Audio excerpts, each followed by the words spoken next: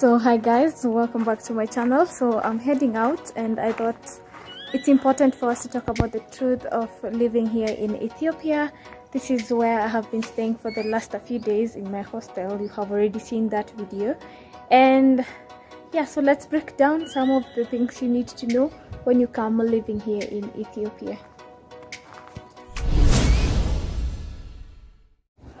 So actually my goal was not to come out of the hostel right now, but electricity has just disappeared. Now some time back there was someone who kept asking me if there is continuous electricity here, and for the time I have been here now for more than 2 months, I would say every day there has been electricity. Like twice is when there has been power cut off, and it only lasted for the 2 times, it only lasted for like 5 minutes and then the electricity is back.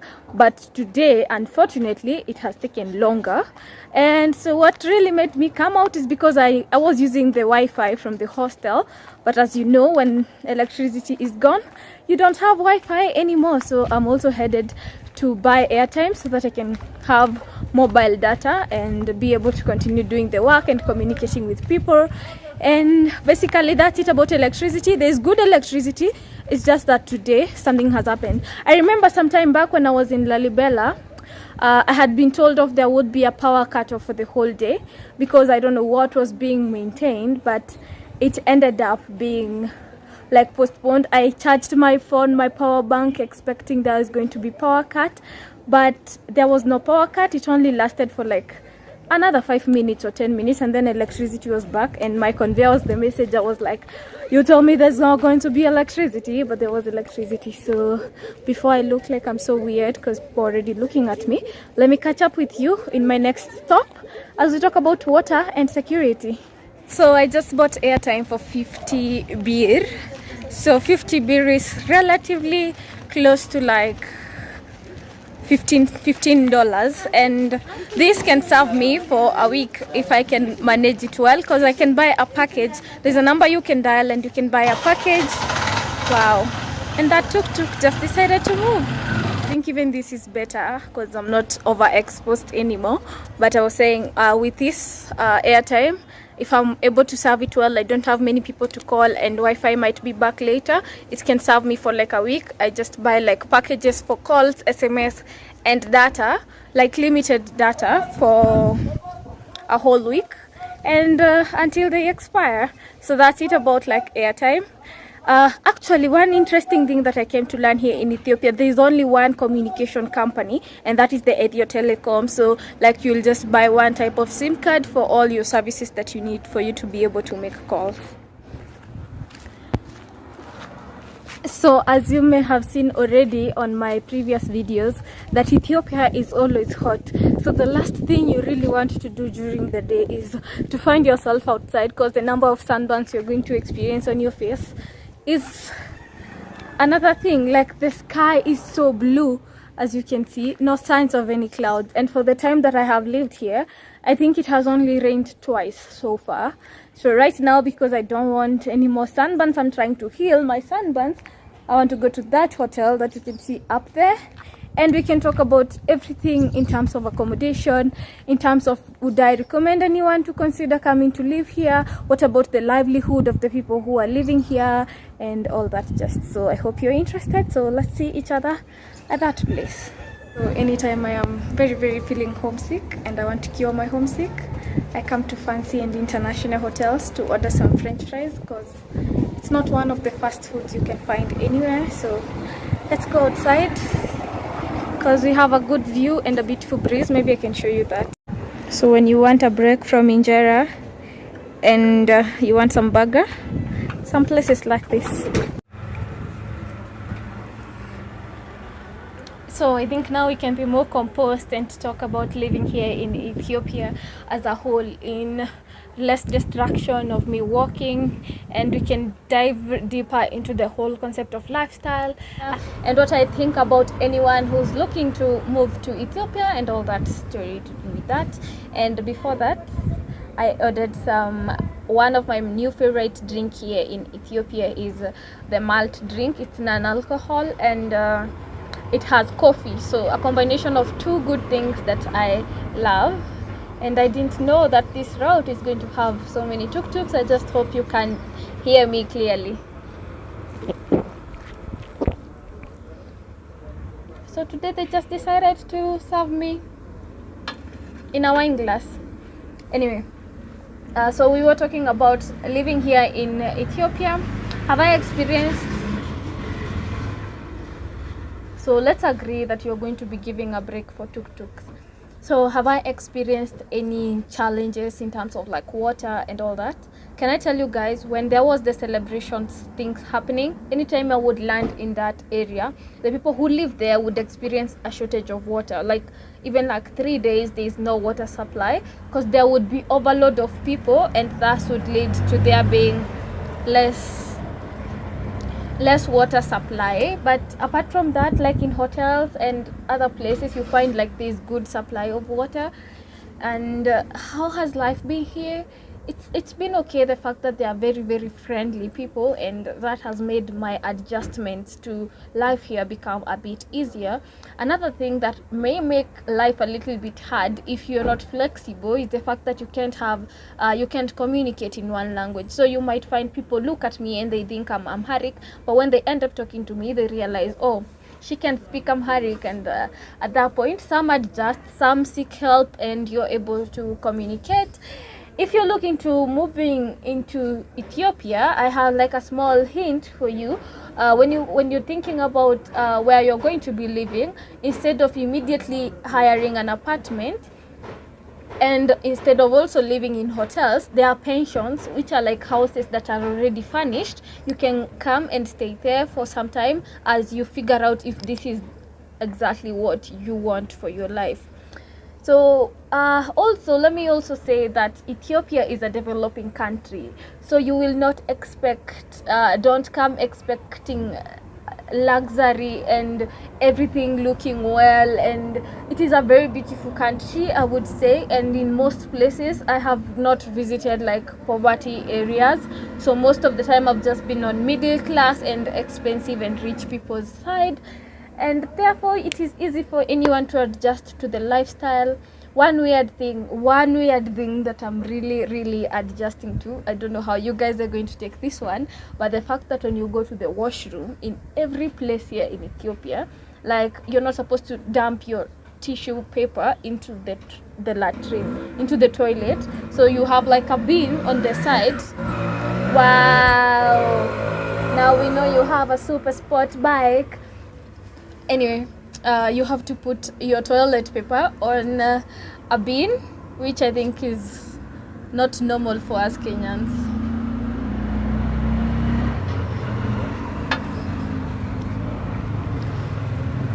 If, for example, you visit families, instead of them like giving you soft, they call it soft, instead of them giving you soft, they can opt to give you water, because also there's an option of the water concept in the washroom. So that has actually been something I'm yet to adapt to, but pretty interesting, and I thought I should put it there.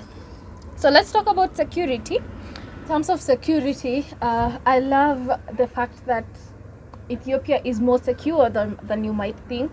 The news might have portrayed that there are fights and conflicts everywhere, but one thing that people have made clear to me is that the fight and the conflicts does not happen to people who are not Ethiopians. So like even if there's the attack, it majorly happens to people who, between the two nations that are maybe having a conflict or something like that. So I'm told as a tourist or as a foreigner here, I am one of the most safe people, even at times more than the Ethiopians themselves. But of course, there was a concept where we were having a discussion and we agreed on I cannot risk my life being like, you know what, I can take myself to places where there is war because I am a tourist and they are going to separate me from that. So of course there is also the concept of making sure I remain safe. And when we're talking about such safety, that is now as a nation. What about day-to-day safety? I've had cases of many people whose their phones have been stolen.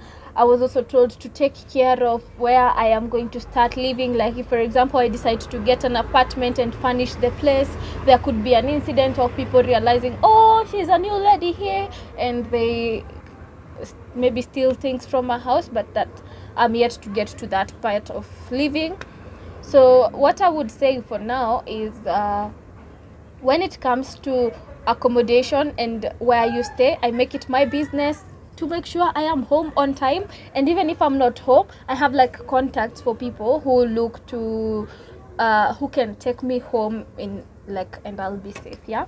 So that is one of the ways I have made sure I have improved on my security, by having contacts of people who can help me move from one place to another, which is actually easy to find out, to get.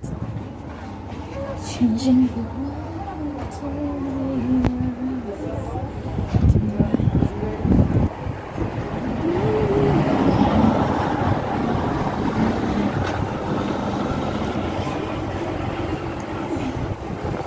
So I have no idea how this is seeing me, but I wanted to talk about food. I have adjusted to eating injera every other day, but today it's good we enjoy some fries. As I said, this helps me to calm down any homesick I might have, and I'm forever grateful that I can be able to find some burger, some fast food type of food. Yeah, but here in Ethiopia, you eat injera every single day, but I'm glad I like it. So let's also talk about the people, and also I will talk about COVID. So about the people, most of Ethiopians are maybe farmers. Here in Bahir Dar, majority of them are in the tourism industry, but of course there is also the effect of COVID, and therefore like business is down. Actually, the best time to visit Ethiopia, if you're looking into visiting Ethiopia, is during January. So if you visit Ethiopia in January, you're able to experience more activities, and you find like when all these celebrations are happening.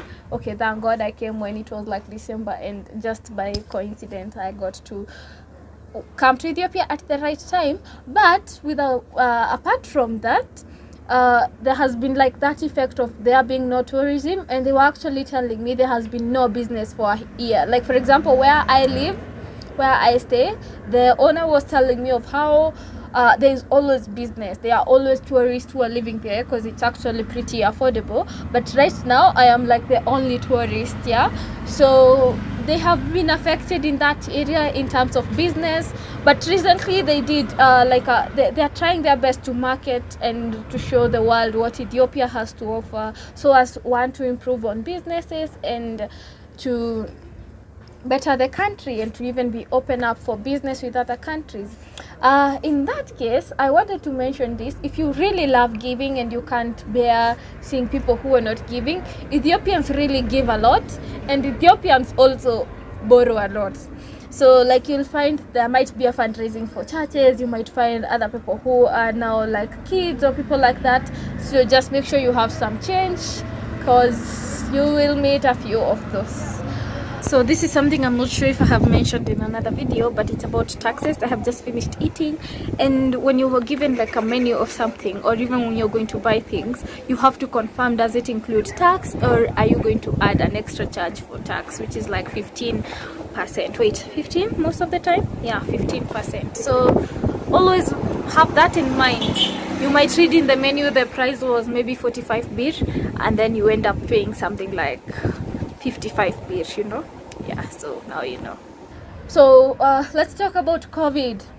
Yes guys, I have read your comments on my YouTube videos. Put on your mask, be safe, there's no social distance. They refused there to be election for them to continue having celebration. Like it's okay for them to have celebrations that has many people all together and not necessarily have elections. My concept on that is Ethiopians believe there is no COVID, but I think we are at a place, I don't want to talk with such an ignorance. We are in a place where we should take care of ourselves. Yeah, so I cannot say I have been one of the people who really takes care of herself in terms of putting on my mask. I'm sorry guys that I'm always looking for this freedom where I don't have to put on my mask, and I'm shy saying that because you guys might be in places where like the whole concept of COVID is very serious, and maybe someone has been affected and all that. But here nobody wears mask. If you wear a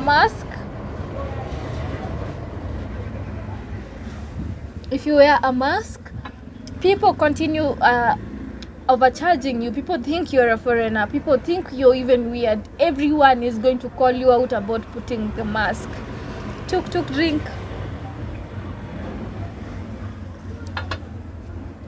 That has been that is just how life is here. People do not put on their masks.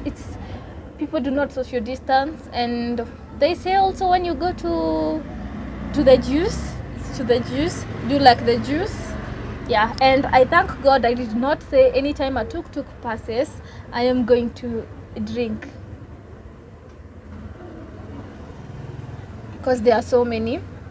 But I think, guys, you have had an idea of how life is here, and an idea of how people live here. There are those who are there's both extreme. I have interacted with like poor people. I have also interacted with rich people, and this life is a perspective, I would say. Even beyond thinking about living in Ethiopia and living in Kenya and everything, there's also a perspective, and it's all about how you make life wherever you are dropped. So far that has been my experience. I hope it has answered some of your questions that you might have about living here. And if you think there's something I did not answer about living here in Ethiopia, please leave it in the comment section. I am going to reply to you. Okay, maybe transportation is, most of my means of transportation has been taxis, tuk-tuk, majorly. That has been my main form of transportation. Yeah. Guys, I will see you in my next video. Thank you. Don't forget to like, comment, share, and subscribe. Until next time, which is tomorrow. Bye for now.